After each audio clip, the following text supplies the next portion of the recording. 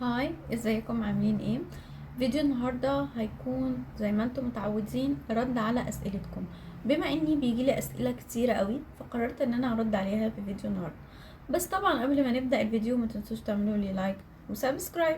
كمان ما تنسوش تعملوا لي فولو على الانستا وفولو على الفيسبوك. مش هطول عليكم، يلا بينا نبدا الفيديو. يلا بينا بقى نبدا. واول سؤال بيتسالني كتير قوي وهو: هل الدعوات هتفضل مقفولة زي ما هي كده لمدة طويلة؟ يا جماعة لا.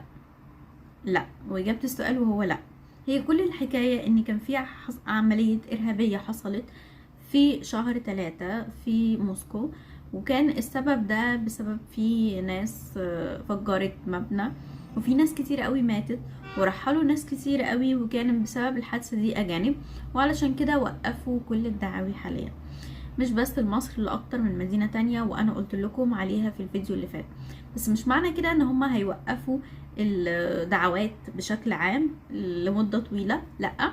الدعوات هتقف بس لمدة قصيرة، وفي أخبار حلوة جدا ان الدعوات هترجع ان شاء الله بإذن الله على بداية السنة الجديدة اللي هي 2025.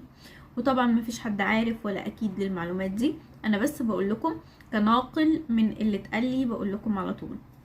تعالوا نشوف السؤال اللي بعده. تاني اكتر سؤال بيجيلي: هل معنى الكلام ده ان انا مش هقدر ادرس في روسيا، او كده الدراسة خلاص وقفت، او كده مفيش اي حل ان انا اقدر ان انا ادرس او اعمل اي حاجة؟ يا جماعة لا.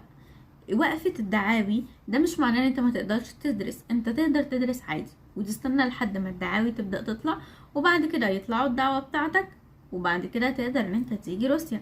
لكن انك ما تجيش خالص، او انك مفيش امل ان انت تيجي، او مش هينفع تدرس، فاحنا ما قلناش كده، او الجامعة نفسها ما قالتش كده.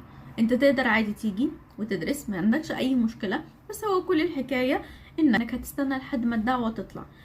واكتر تالت سؤال بيتسألني وهو: تنصحيني بايه؟ انا دلوقتي عايزه اسافر روسيا، بس زي ما انت عارفه الدعوات حاليا واقفه. طب ايه الحل؟ اقول لك يا جماعه الحل بسيط قوي.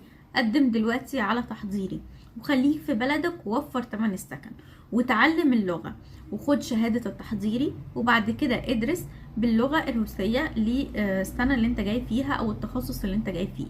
بالعكس، لما تدرس باللغه الروسيه ممكن عندك اختيار ان انت تفضل هنا وتستقر، وكمان عندك خيار تاني ان انت تقدر ان انت تبني هنا مستقبل كواحد عارف اللغة الروسية، وكمان بتدرس باللغة الروسية.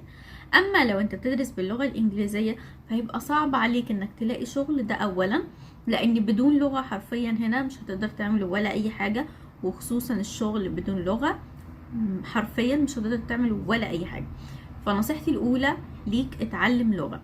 فلما انت هتتعلم لغة في بلدك الموضوع هيكون افضل وابسط واحسن، وعلشان كده مجرد ما هتتعلم هتلاقي شغل اسرع.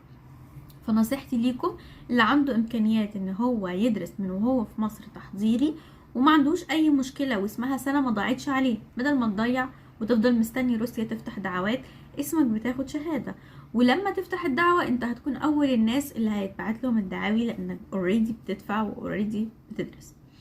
فدي كانت اكتر سؤالين او اكتر 3 اسئلة بيجولي، وانا حبيت ارد عليهم سريعا سريعا.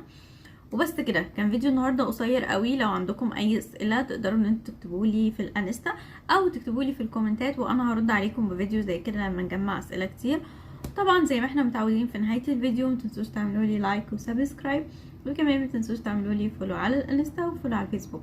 بحبكم كتير. كانت معكم مونيكا، باي باي.